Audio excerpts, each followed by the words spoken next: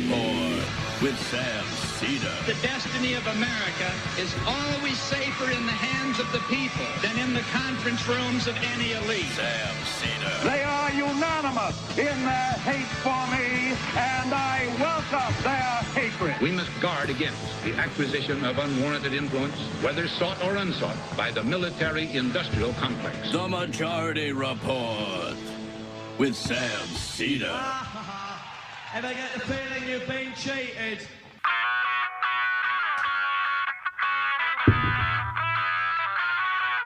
It's Wednesday.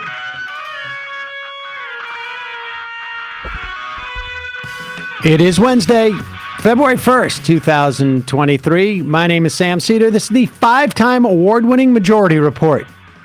We are broadcasting live steps from the industrially ravaged Gowanus Canal in the heartland of America, downtown Brooklyn, USA. On the program today, Raymond Jackson, president of the Amalgamated Transit Union, Local 689, Loudoun County, Virginia. Bus drivers and workers on the bus system are on strike.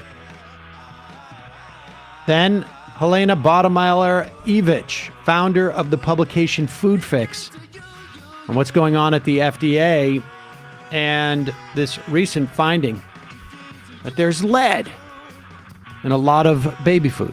All this and more. Oh, wait a second. No, that's not it. Also on the program today, Trump pleads the fifth 400 times in a fraud deposition. It's because I'm smart. I don't want to have to say it again. It's because I'm smart. Fifth, the sixth, the seventh, whichever one you want, I'll take it. I'll do them all. College Board strips down its advanced placement African American classes, caving to the assault by Florida's Ron DeSantis. Nikki Haley, first to announce she's going to challenge Donald Trump in the Republican primary.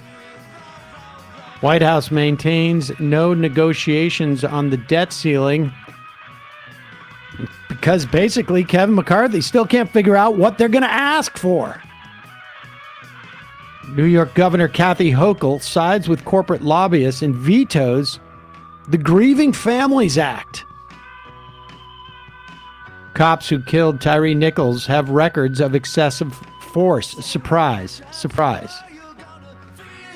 Bernie Sanders calls on the DNC to ban super PAC money from primaries in the wake of the AIPAC GOP funding scandal. Lula to visit Biden in Washington next week. U.S. charges 4 in the assassination of Haitian President Moise. Jovenel Moise, right? Moise? Yeah? Yeah. That's what I thought I said. New report. Said moist, basically. I didn't say moist. It's close enough. Moist. New report. Black taxpayers 3 times as likely to be audited by the IRS. Talk about critical race theory. This is would be one of the first things you would teach, frankly. All this and more on today's Majority Report. Welcome, ladies and gentlemen. We got a lot to get to today. You have to listen to the show using the app for behind-the-scene extras like technical difficulties. Somebody says on the IM. Folks, it is, what's that day? Hump Day. That's right. Emma Vigeland coined that phrase almost 2 years ago now. And it is caught on like wildflower. Wildflower. Wildflowers. Like Sam's new phrase, catching on like wildflowers. I'm trying to mix it up. I am in constant pursuit of my own catchphrase.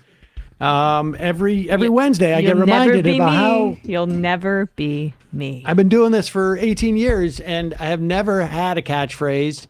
And certainly to the extent that I have, maybe pause it comes close, but that just seems to be something that like our fans say. But everywhere I go, people refer to my Wednesday as Hump Day, and you did that like almost like on day one. Yeah, it's the power of positive thinking. All right. That's how you did it. Fair enough. Yeah. Have you ever read The Secret? Let's get to this. Right now, Tony Blinken is in Israel, and meeting with Bibi Netanyahu. It remains to be seen what the. I mean, I don't know that there is, frankly, a Biden administration policy on Israel. I mean, of course there is, but it seems to be do nothing. And Hope it works out. yeah, and give us a call sometime. Here is Palestinian journalist Saeed Arakat asking a State Department spokesperson what the designation the State Department gives Palestinians living in the West Bank and other settlements as the Israelis are gearing up for another assault, essentially, on Palestinian homes and trying to dispossess more Palestinians. Watch this exchange. Status of the Palestinian people in the West Bank, including Jenin, including the camp of Jenin, and everywhere else in the West Bank. How do you designate them? What kind of designation you give the Palestinians in the West Bank? That they reside in those territories. They reside in that totally independent of the rest of the world, as if it were a different planet. Are they occupied, for instance? Do you subscribe to the fact that they are under military occupation? Said, It's a simple question. Are they under occupation? Said, let me say a couple of things to the point that I believe. Are they occupied or are they not occupied? What is the status that you give the Palestinians right at this moment? What kind of status do they have? Said, the recent period has seen a sharp. I'm not talking about a recent period. I am saying about legally. How do you designate the Palestinians in the West Bank? What is their status? Said, I understand the question you're asking, and as we've said previously, it is vital for both sides to take action to prevent even greater loss, and we condemn any violence, escalation, or provocation. We have made quite clear, and I spoke to this in addressing Matt's question, that we believe Palestinians and Israelis equally deserve to live safely and securely. Now, who guarantees that equality? Who will guarantee that Palestinians and Israelis can actually have the same equal measures, as you keep repeating? It's not the Palestinians that keep going day after day into Israeli villages and towns and so on and attack them during night raids, killing their people. You just basically recited the Israeli story that there are 9 militants killed and 1 civilian, as if you were sure of that fact, even before an investigation went on. Where should the Palestinians go for protection? I've asked this question many times in this room. How should the Palestinians be protected? Said, we have been very clear, and we believe that there is an urgent need for all parties to de-escalate and to work together to improve the security situation in the West Bank. Right, but And just stating over and over again that you've been very clear does not make it so. Well, although they have been clear to a degree, we know who they side with. I'll tell you what I am not clear about is why there is a refusal, and I don't know if this is a backtrack, but it feels like it is. There is no dispute, at least internationally, at least in terms of the UN. Mm-hmm. I mean, I don't know what other entity you use as an arbiter, but there is no dispute that these are occupied territories. They are occupied territories. And I don't even know what that's the point. Like, I don't know what the contrary theory is. And the idea that the United States would not have an official designation for people living under occupation, this just seems to me to be absurd. And they won't do it because they're, I guess, afraid of offending the sensibilities of the Israelis, or it's because the Israelis are, maybe there's some push to annex that territory or whatnot. But the bottom line is they are occupied civilians. That's it. I mean, I think if that latter point that you make, that if there's a push to annex that area, which it's like, I mean, they're essentially doing it slowly by removing Palestinians from their homes and seizing them.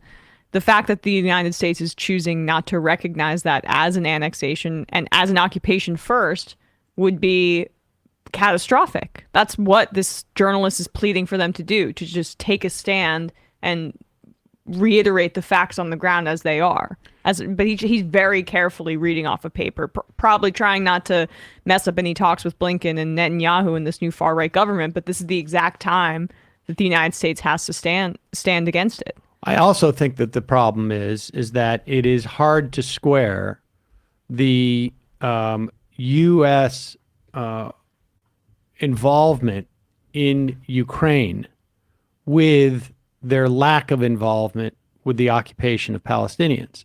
Because because the obvious parallel is that Ukrainians living in areas with Russian occupation are living in occupied are living with occupation. I mean, occupation becomes salient. That's the problem, is that they now have like some type of benchmark as to what they do in one instance with one category of people, and they are afraid to have the Palestinians in the West Bank be recognized as being in that same category. Because then all of a sudden they have to account for why in this instance they do that, in that instance they do this. And that's what they're trying to avoid. But it's so also far past that point, though. Everybody, I mean, people are really starting to understand what this actually is, that this is apartheid and occupation. I mean, they're the last to know, or they're the last to know, but they're being purposefully. It's a rearguard obtuse. action. Yeah. Yep. All right. We've got a word from our sponsor, and then we'll be talking to Raymond Jackson. He's the president of the Amalgamated Transit Union, representing about, I know we'll ask him, but approximately 140 bus workers, bus repairers were on strike in Loudoun County, striking against a private entity that it does not seem to have a terribly good record in the way that they treat their workers, based upon how many strikes we've seen across the country against this one particular private entity that's, I guess, running public transportation, which in and of itself is a problem in my mind. But we'll get to that in just a moment. Sponsor today, well, this is an easy one for me. I use it every single day. Here it is right now. Today, of course, still, I'm stuck on the Tangerine Immunity Liquid IV. It is the category-winning hydration brand. Liquid IV is not necessarily the Tangerine, but that's it is in my household. But Liquid IV is the category-winning hydration brand. It is helps with your hydration, your well-being.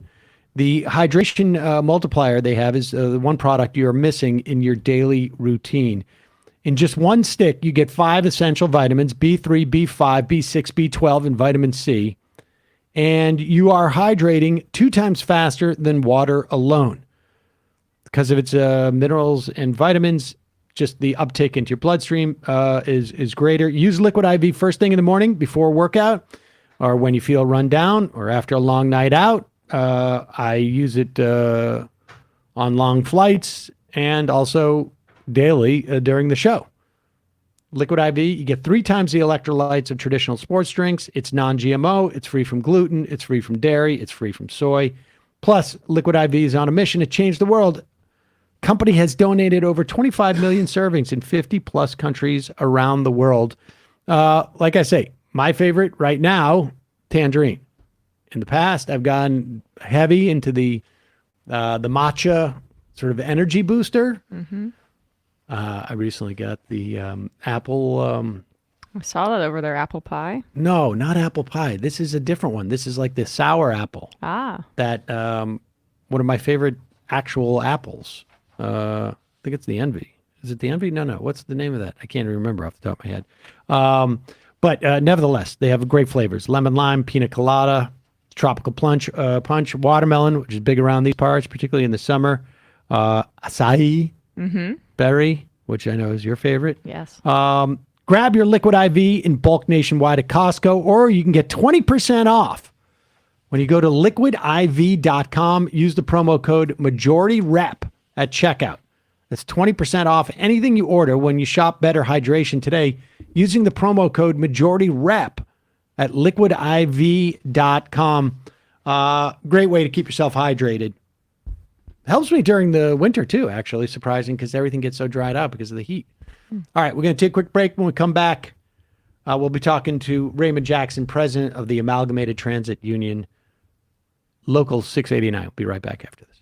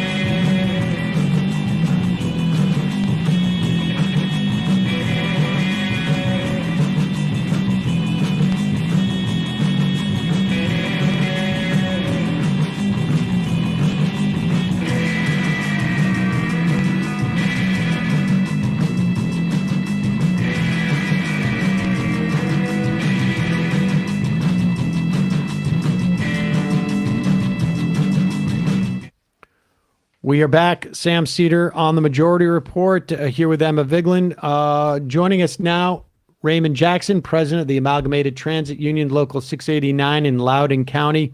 Raymond, thanks for joining us. I know you're pressed for time at the moment, but let us know.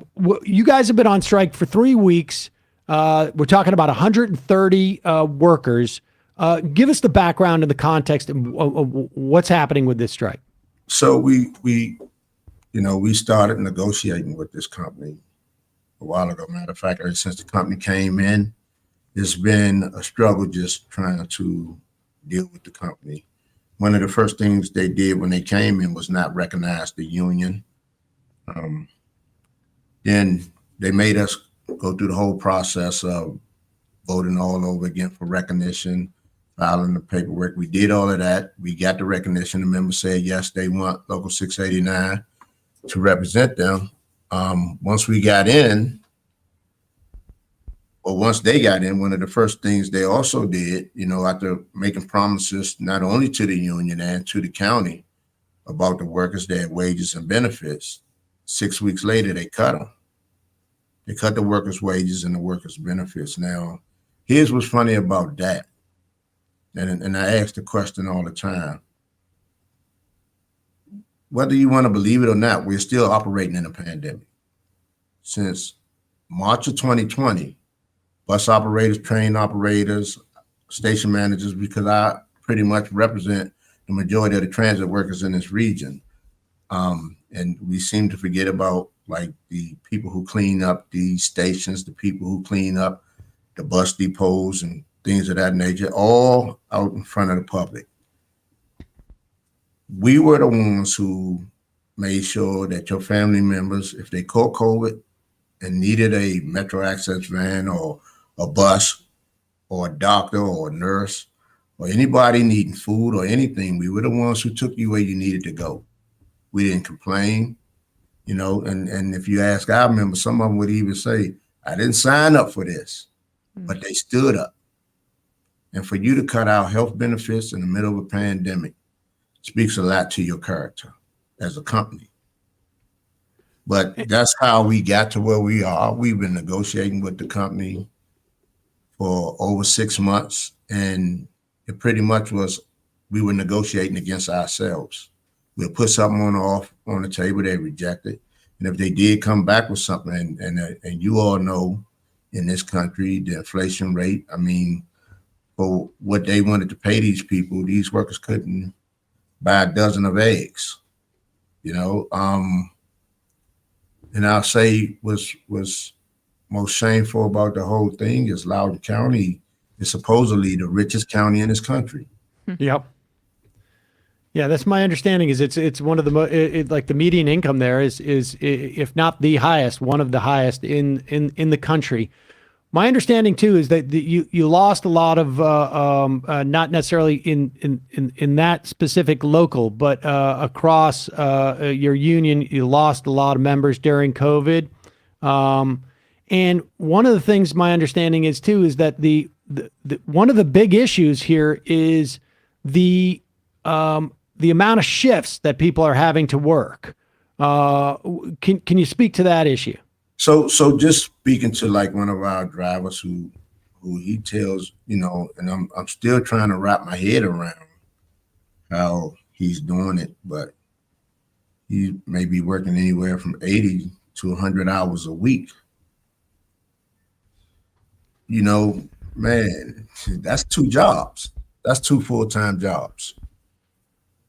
And so what is it? Well, I mean, what's going on with that? Like, one of the things that we've seen, particularly nurses striking, but we've seen this across the board, it seems to me, with workers who are deemed essential workers during COVID, where there is an attempt by these companies that come in. And again, this is a private company that the county has essentially leased the right to operate these buses. And this company is Keolis.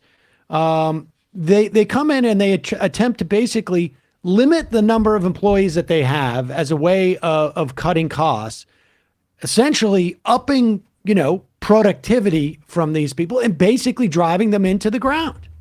So companies like Keolis, they come in and they bid on contracts. Virginia has a law that says the most reasonable lowest bid, most reasonable responsible lowest bid. What does that mean?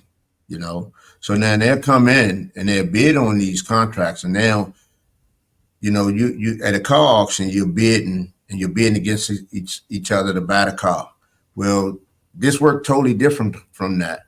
Is who can put the work out at the lowest price. Right. And at some point, that price should have became unreasonable to the people sitting at the table, because just being able to put the work out. And what you wind up doing is what they're basically saying, and this is to all the workers in this country, when you're dealing with private contractors, the only place they can get the savings is off the back of the workers. So I'm going to bid as low as I can and then make my money back by working the workers harder, which is unsafe, making them work for 50, 60, 70 hours a week, which is actually driving their productivity and their life standards down.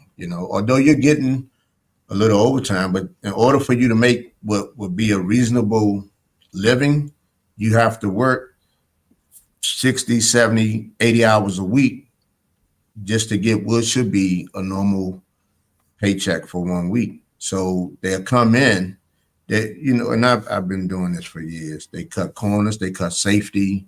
Anywhere that they can cut to get a profit, that's what these companies do. My understanding too is that there was a strike in Reno, Nevada, against the same company over the same type of issues. Yes. That another local in Prince William County, Virginia, has now voted overwhelmingly to go on strike if necessary. Again, this is another Keolis run, I guess, county, if you will. Yes. And the other thing I understand too is that Loudoun County is supposed to, the deal they have with Keolis is if Keolis cannot operate these bus lines, they need to pay a fine essentially to the county because they're not delivering on what they claim they can deliver. And part of what they claim they can deliver is workers at this rate. And these, this is the way you defined reasonable price, right? Is can you deliver what you say you can deliver without essentially destroying your workers? And if you can't, they got to pay. But the county's letting them off the hook for those fines. And it seems like basically they're putting their thumbs on this labor dispute. So I'll say this, as far as the county goes, and you're 100% correct. We had a conversation just last night about this. I'm trying to find the correct or politically correct way to say what I heard was a bunch of mumbo jumbo. It didn't make sense. I had my attorney sitting beside me. And yes, the county can and should be fining Keolis for not putting out this service. I mean, I can't tell you why people do what they're doing or don't do what they should be doing.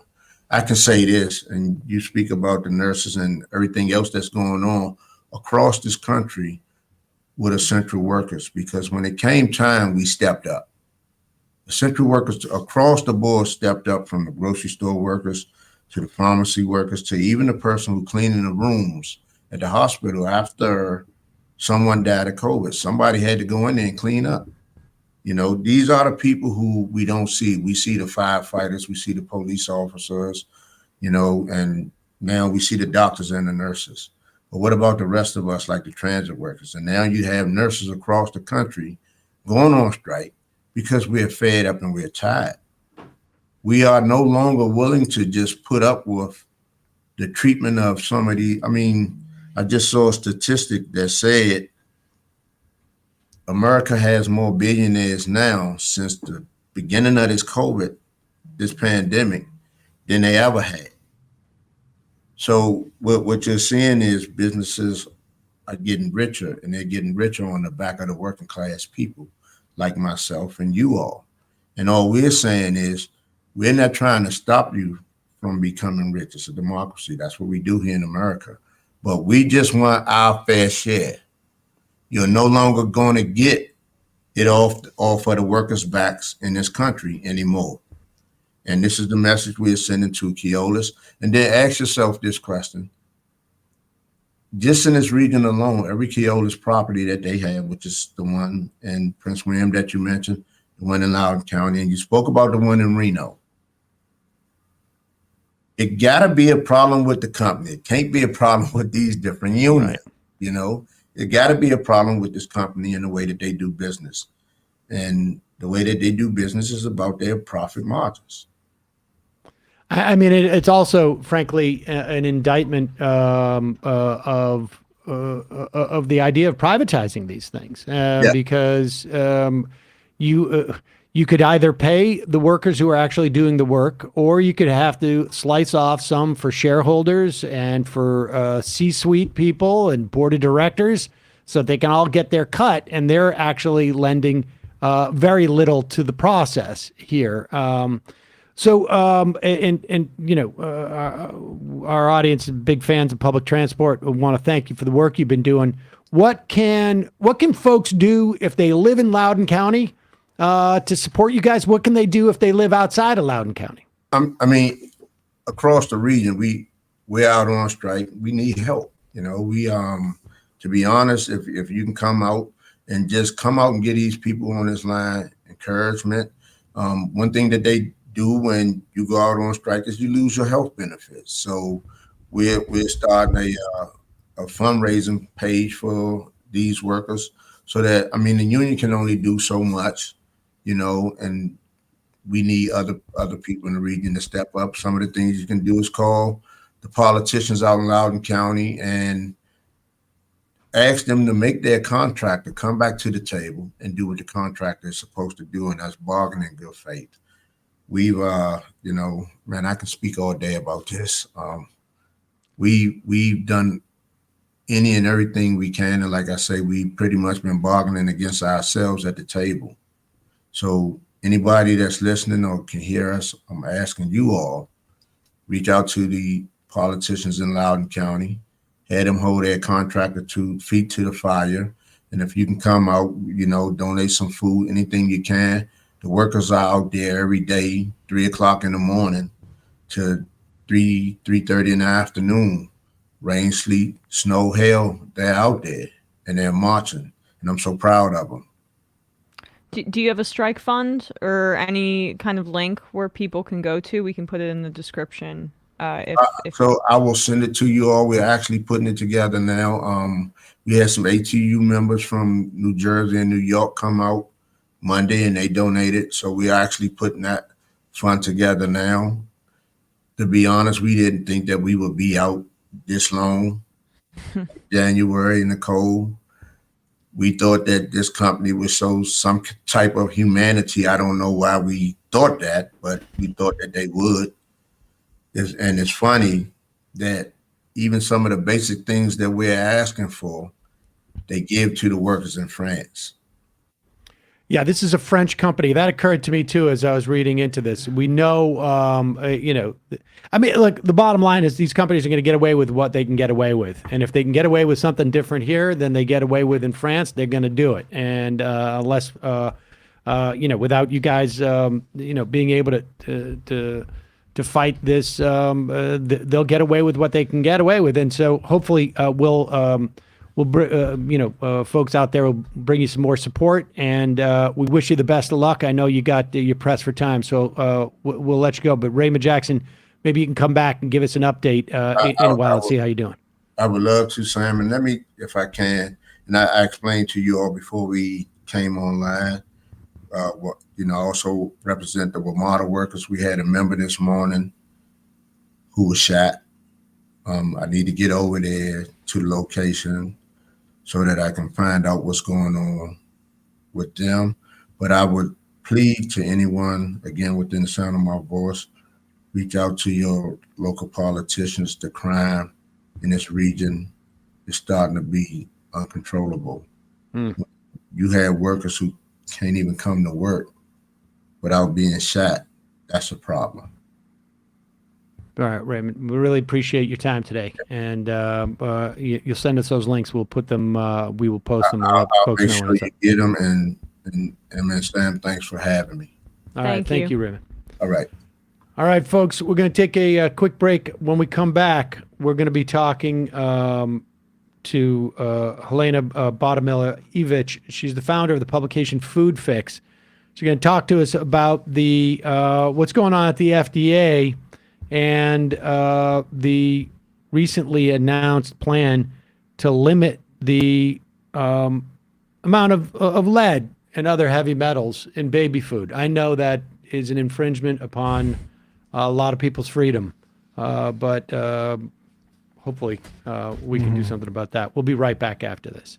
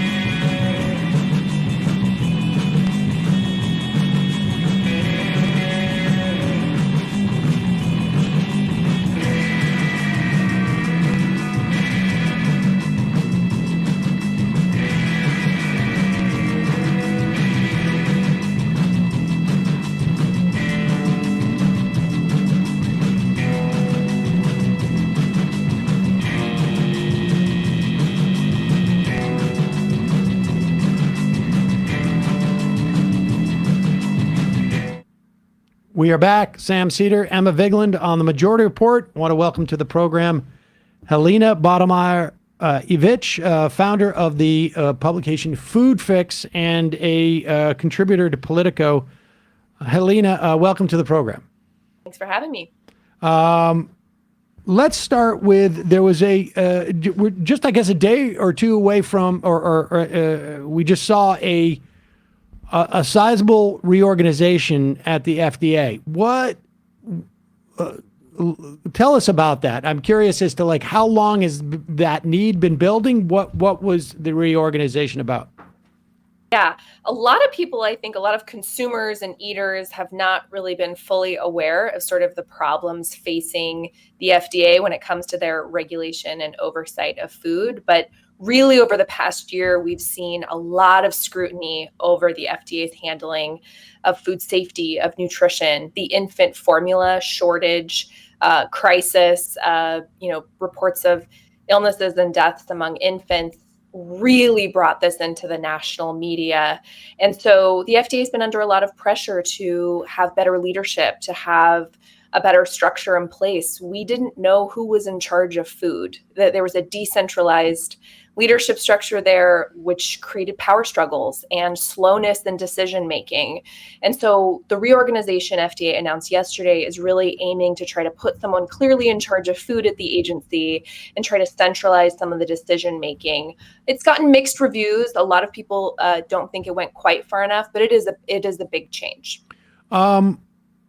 Two questions. One being, when you say in charge of food, like what else are they in charge of? Or I guess, I mean, drugs, I imagine it would be the other. But how long is this, how long has this problem been going on in terms of like, was there a structural change, prior to this one that decentralized things? Like what is the predicate to the need for this? Yeah, all great questions. I think FDA has been dysfunctional on the food side for a long time, for decades. But we did see the leadership structure change during the Trump administration. They eliminated a deputy commissioner position that helped sort of centralize decision-making at FDA. So it's been a few years that we have not had a deputy commissioner. However, I think the problems are a lot deeper than just the organizational chart. There's cultural problems at FDA. There's a fear of taking on the food industry. There's a lot of bureaucracy to contend with. And so we see, really key safety and health issues take years, sometimes decades, to get out of that agency. And I think there's a broad recognition now that slowness on things like food safety, reducing sodium in the food supply, setting heavy metal limits for baby food. These are issues that consumers expect FDA to be handling. And so there's a lot of pressure on them to really do better. And I think that's what FDA is trying to do here. It's been a longstanding problem, but it's definitely gotten worse in recent years. And I think that's why you're seeing more attention to it right now. When was the heyday of the FDA? I mean, was there a heyday of the FDA? I mean, because I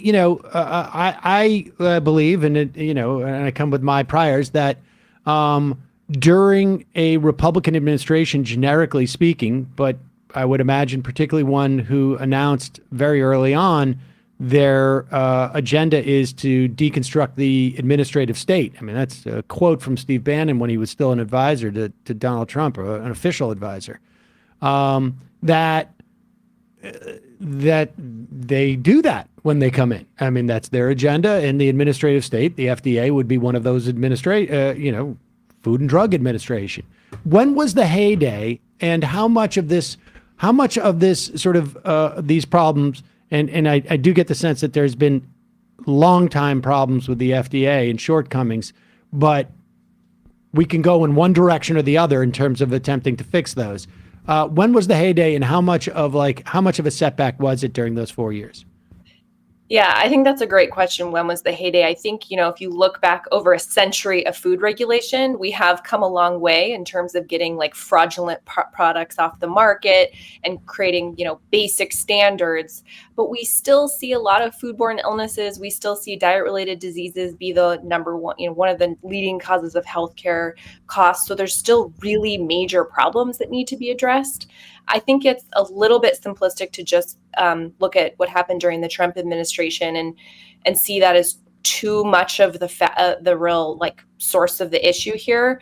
And I say that because actually during the Trump administration, the FDA was quite active on things like tobacco and food safety and nutrition in a way that I think people really didn't expect them to be. I mean, one of the weird unknown things on my beat is the FDA actually kept almost all of the Obama nutrition agenda at FDA. And it's sort of this thing that surprises people, right? You wouldn't have expected that, considering the, advice from the top was to deconstruct the administrative state, as you said. So FDA has been a little bit, I think, more sheltered from that. But there are just some really big challenges here. And I think consumers have this idea of what FDA does on food, and it just doesn't match up with what they're actually able to do or willing to do in terms of regulation and oversight. And to go back to your earlier question, FDA is also regulating drugs, medical devices, cosmetics. They actually regulate about a fifth of consumer spending. So they have a really big job. And food has historically just been a lower priority issue. I mean, they are focused on vaccines and drug approvals and all of these other parts of their job. And food has been just a lower priority for quite some time. Is how much of this is also a funding issue? There are definitely funding issues here. The other side of the agency is largely funded on user fees, which means that, drug companies pay a lot of money to help fund the FDA and essentially assure that they will not have drug approvals that drag on for years and years and years, right? So they are investing in sort of certainty in a sane regulatory process. That's the deal that they've sort of made over time. On the food side, we don't have that. It's all appropriations, which means Congress has to cough up all of the money, and the food side has lagged in terms of staffing. Staffing's been pretty flat over the past few decades as their job has grown. And so that's certainly an issue here that a lot of people recognize on top of the cultural issues, the leadership issues, the bureaucracy, and sort of all of the other challenges facing that agency. And really anyone seriously looking at this will tell you that sort of all of those need to be addressed if we expect this agency to really be able to do its job. All right, one more question on that notion, because I'm fascinated about how, I feel like we in the public don't have a clear-eyed notion of the relationship between agencies and the administration and how that works. So how is it that why in your estimation was the FDA that engaged in those areas that you would have anticipated they wouldn't be? I mean, how does that happen? Is it personnel? Is it culture? Like what shields them? Is it just that the Trump administration was like, we got bigger fish to fry, and so we don't have the energy to really hurt the FDA in the way that we'd want to, and it's already so, maybe there's already, it's not an agency that's on the top of our list like EPA was in terms of allowing, our buddies to be able to do whatever they want. I think it's a little bit of all of those things. I mean, I don't think that former President Trump came in with like a clear vision for what he wanted to do on food and drug policy. So that sort of helps FDA, right? There isn't a clear agenda there. Part of it was also personnel and personality. You had FDA Commissioner Scott Gottlieb in that position for a part of that tenure, and Gottlieb had a strong record of taking on tobacco and, even sometimes the drug industry, and was pushing forward still on nutrition. So if you just look at the record, it's sort of, I think it's one of those things that surprises people, but also FDA, as you mentioned, was not in the spotlight like EPA and like some other parts of the government that were much more controversial and really getting a lot more press coverage. So it was kind of all of those things. FDA is also supposed to be somewhat more independent. So, we're not supposed to be seeing the president like weighing in on, drug approvals or things like that. Certainly politics are not kept out of the FDA, but that is the goal, is to try to keep it somewhat more insulated just because of the sensitivity of these, decisions, and obviously life and death scenarios in a lot of cases. How much of this is the fact that there's a bit of a symbiotic relationship with, we'll read pieces from the Revolving Door Project all the time and cite their reporting. I'd imagine that there's a lot of revolving door stuff happening, especially on the drug side with the FDA, that might, preclude either party, any kind of administration, for the most part, from weighing in on it and touching it. It's almost an organism onto of itself. I'm not saying that right, but you know what I mean. Yeah, I do think that's part of it. I mean, I think the hard thing about FDA is, consumers expect it to be really strong and to sort of look out for public interest. But there is also the mechanism that the industry needs, which is predictable approvals, right? A predictable timeline for these things. And so there is a symbiotic relationship there. And, the agency doesn't always get it right. I don't think they would be I think they'd be the first to acknowledge that. I don't cover the drug side as much. There is much more of an issue with the revolving door on the drug side than there is on the food side. You tend to see officials sticking around longer on the food side, and it's just a fundamentally different relationship that the industry has with that. Also on the food side, we don't really have the approval dynamic. There's a lot of additives on the market that don't have to go through any sort of approval. And so the food industry doesn't really need FDA in the way that the drug industry does. And it's just a really different relationship. And it's actually this whole year of scrutiny on the FDA. I mean, I did a big story at Politico, if people are interested, called The FDA's Food Failure, that really maps out a lot of this. There's been so much scrutiny that now the Washington Post editorial board is actually calling to just pull food out of the FDA, like just separate it out. It's just different, it needs its own agency. And I don't think that's going to happen anytime soon, but I am seeing a lot more momentum and sort of legitimacy building around that concept. I don't know when we would see it, but there is a lot of people starting to think that maybe that's a better way to do it. It does feel like a totally different dynamic because somehow like the price sensitivity that the public has to food seems to be different than it is to pharmaceuticals. And so there's and we don't know what drug that we're not getting access to. But if for some reason there was, people aren't getting pork or eggs or, cheese or, cabbage or something, we hear about that much quicker, I would imagine. So the dynamics are very different. Let's move to this latest announcement by the FDA that the government is going to take away my freedom to have heavy metals in baby food. And again, meddling in this relationship that I have. It's just one more example, like light bulbs, where I'm not going to be able to get lead in my baby food. Can you walk us through that? Yeah, FDA has. I should say I'm being a little facetious. I hope you can pick up on that. Those were really good puns. Yeah.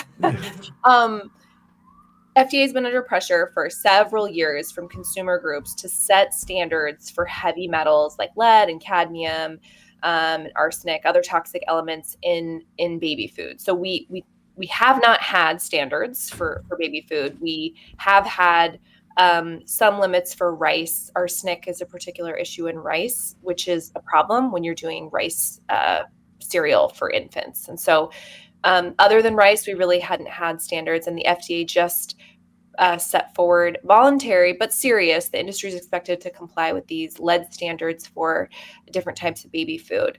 Consumer groups are really happy that they finally did this, although not everyone thinks that the standards are protective enough. They want to see them become stricter over time.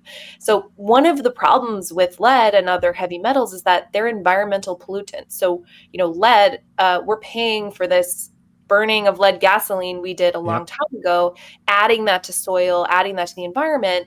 And we're seeing it in, root vegetables, things that take up a lot of elements from the soil. So it is not something that you can totally eliminate right now, even if you wanted to make your own baby food or do anything. A lot of healthy foods contain small amounts of heavy metals. And in some cases, these snack foods are actually containing pretty concerning amounts of heavy metals. So there is a push now to try to set limits across all different types of baby food so that the industry is really focused on dialing these levels down closer to zero is FDA's plan. But again, going back to FDA dysfunction, the agency really had to be publicly shamed and publicly pressured into setting these standards. So it is not something they just woke up and were like, yeah, we should do this. Like, we looked at the data. They were publicly shamed by Congress, by consumer groups and others on the outside. I'd like to see labels that give a lead, like this is a high lead baby food, and see how well their product does. But we should, getting to this point, because, I guess I got awareness through this during when the and I don't think it was the FDA that did these tests on rice. I think it was a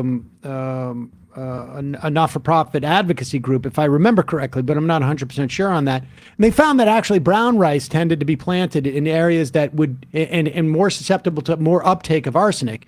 And correct me if I'm wrong, my understanding is you grow this stuff in areas where they have used arsenic, for instance, as a pesticide, and it has a very long half-life to the extent that it has any. It just lives in the soil.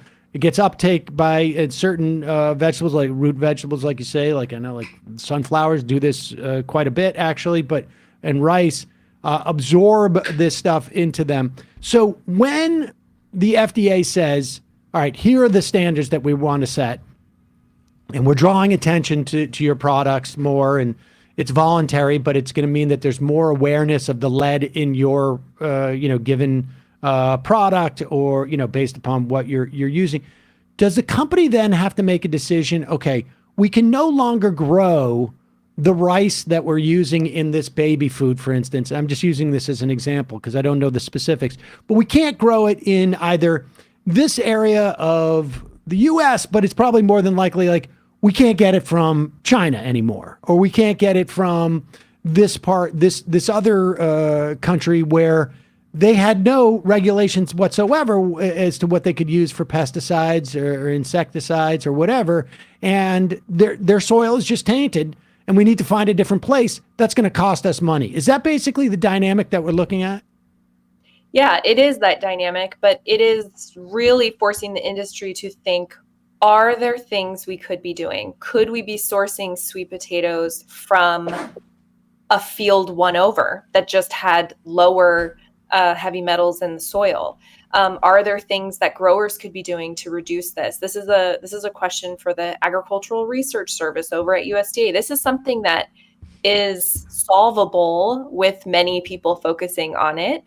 You can't eliminate all exposure to heavy metals because of the environmental pollution, and some of them are naturally occurring, but you could reduce it a lot with some focus, with some real attention to sourcing and what kind of conditions these products are grown in. And so that's really what setting standards does, is it makes the industry go, ooh, if our product's tested and we're not meeting this FDA limit, like we could really be in hot water, and it really forces testing where maybe there was none or very little. Some companies do a lot of testing voluntarily, but there's no real requirement to do that. And so, I mean, regulations make the products better. I mean, that's basically it. I think we could all agree that paying attention to neurotoxins in baby food is worth doing, right? I mean, these are. I'm not sure that we can, who the we is in that, because all three of us can. I mean, look. Yeah. I've never heard a conservative say lead in baby food's not an issue. They may not be talking about it, but I think if you take this to most consumers, to most people across the political spectrum, I think there is agreement that lead, which has been proven to reduce IQs and increase behavioral problems and all sorts of neurodevelopment issues, I do think this is one of those issues where you would find really broad agreement. I will go out on a limb on that one. Yeah. You may be right about that. I guess I'm just like, they seem to be okay, though, with burning of, let's say, a gas in an apartment where there's evidence that will... I mean, or setting up an FDA that, or government structures where regulations so lax that these kinds of things might happen. I mean, in terms of priority, the average voter is going to say no lead in baby food. I understand that, but in practice, the Republicans, they want to dismantle the administrative state. I mean, in some cases, the industry actually wants standards, right? Because they want safe harbor too, right? They want to be like, okay, well, if we can get below this level, are we good? Are we safe? Are we not going to get sued? Are we meeting, without any standards at all? It's kind of disorienting in the market. Well, it's also a race to the bottom, because if there's no standards, then you, all of your incentive structure is to provide the baby food with the most amount of lead, more or less, because it's going to be the cheapest place to grow. It's the least expensive in terms of what you're not going to have to exert any resources to inhibit that in your product. and it just creates a race to the bottom. I think it disincentivizes the investment in testing because testing is expensive. So if you're spending all this money testing and you know your competitors aren't, that's also not a level playing field. And so I think there is kind of a level playing field, sort of conservative free market argument that could be made here, where setting clear rules is probably helpful for the industry.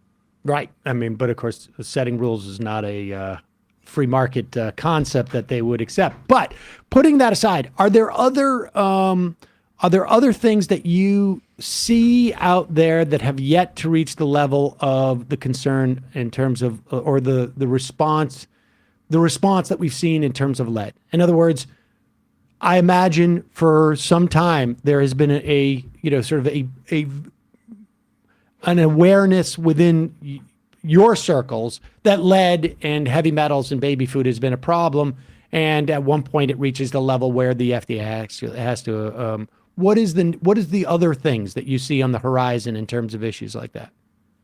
Yeah, I interviewed FDA Commissioner Robert Califf this week about the FDA reorganization that they're doing, and he brought up chemical safety and chemical issues as an important thing on the food side.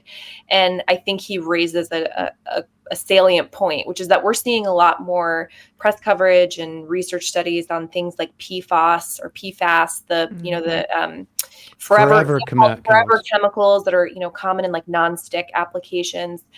Those do not break down, and there's a lot of environmental contamination. There's concerns about these being found in various food products. And also, I think microplastics, you're seeing more coverage of this, like little bits of plastic that are getting into food and particularly water. They recently are finding this in like placentas and breast milk. And, we don't know the health effects of this. We don't have evidence that it is something that like we need to be, imminently concerned about. But I think people hear that and they're like, we should probably be looking at that. Right. So I think you will see more conversation around that, and I wouldn't be surprised in the next several years if FDA isn't looking at these issues more. That's interesting. My understanding, having interviewed a lot about PFAS in the course of some like tort cases, that we could all take a sample of blood and there'd be some at least trace amounts of PFAS in all of us, because like you say, this stuff doesn't degrade. It just travels through our environment. Helena Bottemiller Evich, thank you so much for your time today. We'll put a link to Food Fix and some of your work. Really appreciate it. Thank you so much. Thank you. All right, folks, going to head into the fun half of the program, wherein we will take your phone calls and your IMs, and we will have fun. Just a reminder, it's your support that makes this show possible. You can become a member at jointhemajorityreport.com. When you do, you not only help this show survive and thrive, you get the free half free of commercials, you get the fun half. We will put links when we get it from Raymond Jackson, how you can help those Amalgamated Transit Union workers if you are so inclined. Again, it helps when you're on the picket line and somebody comes by and honks in support of you. I mean, it's always nice to hear that from the folks themselves, though, because we're like, am I going to be welcome? Am I imposing? Yeah, showing up with, especially with like pizzas and stuff like that, that's awesome. Worth the time. People appreciate it. Also, I just want to underline another labor representative saying, "Take COVID seriously." Mm-hmm. Yes. Just I don't know about that. That's just boy. Somebody's got bee in their bonnet. I'm really. I did a whole thing on. We did an hour and 40-minute post game last night on Left Reckoning. I feel like your Twitter activity. You've been on like a 3 to 4 day kind of sprint with this. Yeah, I want the smoke. Some people don't want the smoke. Yeah, I hear it. There you go. All right, loving it. It's like a new Matt. I need a vacation. But you're getting one, right? You're getting one. Matt's last day. That's right. Matt's headed off to sunnier climes. We'll see if he comes back. Disappear into the jungle. JustCoffee.coop, fair trade coffee, tea, or chocolate. Use the coupon code majority, get 10% off. And folks, pass around the show. There's a lot of people out there who I think, because YouTube has become such a dominant player in the way that people trade media around. There's a lot of people out there who don't even realize we do the first half of the program. Mm-hmm. It's true. It's like it's Tim starting Pool to for occur. one. Yeah, right. Tim Pool for one, but I'm not so concerned about him. But there's a lot of people who should be hearing from the labor folks that we have on the program, hearing about the agencies. We try and do over the course of a week. Right now, we're in a zone where we're trying to do over the course of the week a range of different types of interviews that. Some of you like all of them, but others might be more inclined to hear more about history at certain points and how that implicates our current politics. Other people might be more interested in the labor stuff that we cover or the agency stuff that is a little bit more sort of material and immediate. So send stuff to your friends, particularly, whether it's the YouTube first half of the program or the Twitch. You clip our Twitch, you can actually clip it pretty easily, or the podcast. So helps the show. And give us a review on any of those platforms. Well, here we go. Kirby 4242.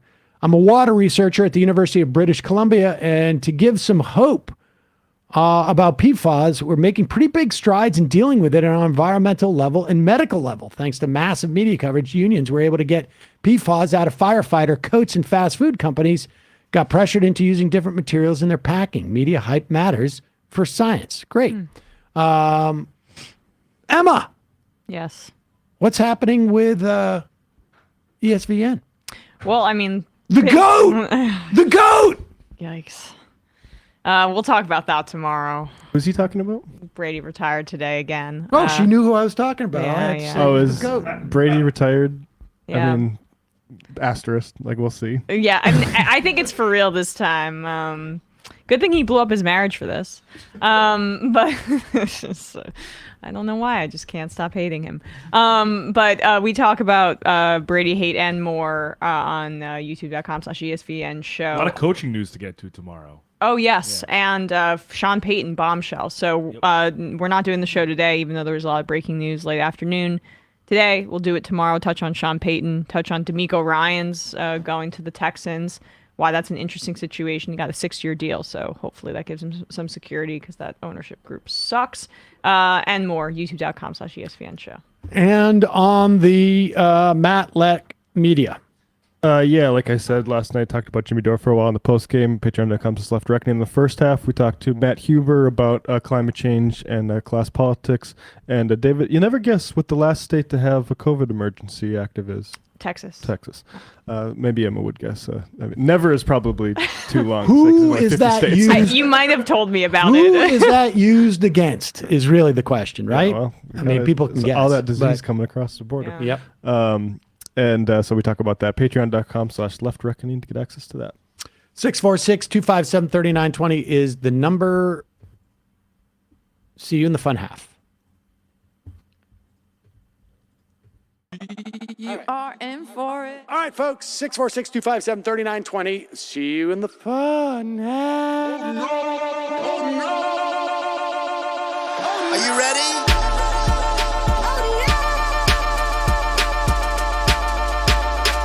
Who sent us this? Alpha males are back. Boy is back. And the alpha males are back. Just as delicious as you could imagine. The alpha males are back.